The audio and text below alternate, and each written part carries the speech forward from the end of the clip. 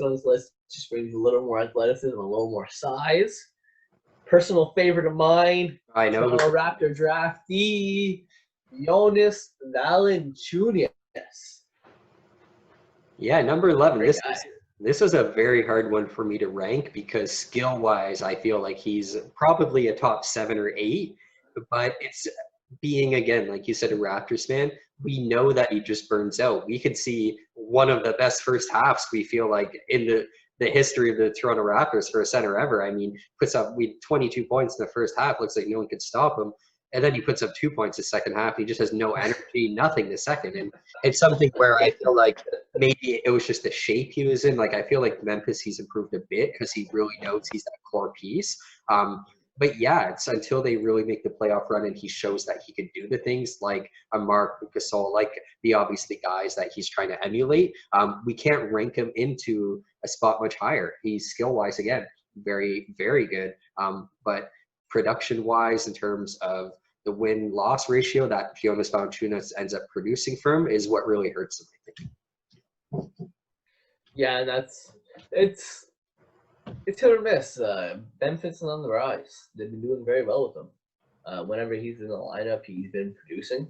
And that's why he's ranked so high. Is that he's so consistent at that 15, 11 rebounds per game. He brings a certain mentality. He doesn't really play more than 30 minutes typically. But like you say, he does fade out a little bit in the second half, which is why the Raptors traded for Marc Gasol. Would I take Valančiūnas back on the team right now? 100%. Like tomorrow, I would take him back. He would be the starting center of the team. He would fit in very well. He doesn't really have that 3-point shot. He's trying. He does take 1 or 2 per game, but that mentality he brings, he's a great veteran presence at the point. He's not a young kid.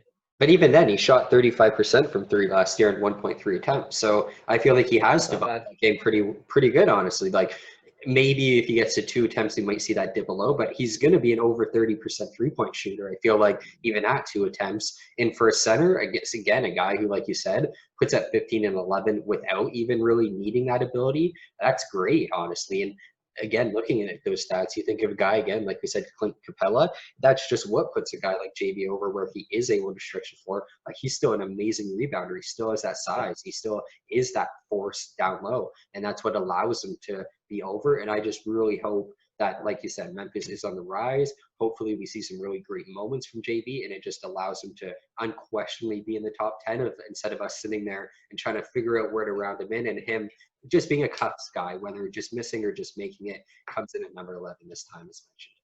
Just couldn't crack the top 10. Unfortunately not.